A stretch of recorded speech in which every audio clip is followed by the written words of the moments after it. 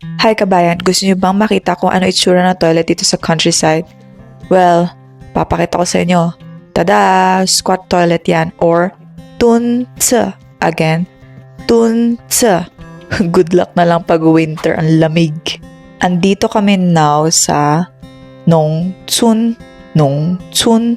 Yes, countryside, probinsya. Nongchun. Again, Nongchun. Dito sa Nongchun, pwede mag-fireworks. Sa big city, bawal yan. Ito yung bahay dito. Tingnan nyo, ang walls gawa sa bricks. In Chinese, bricks is juan. Juanto is the word for brick piece. Juanto. Now, check this out.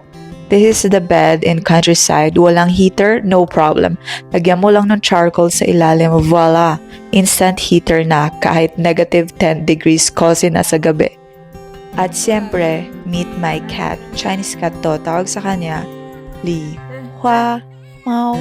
Li Hua Mao. 吃饭啦，吃饱了。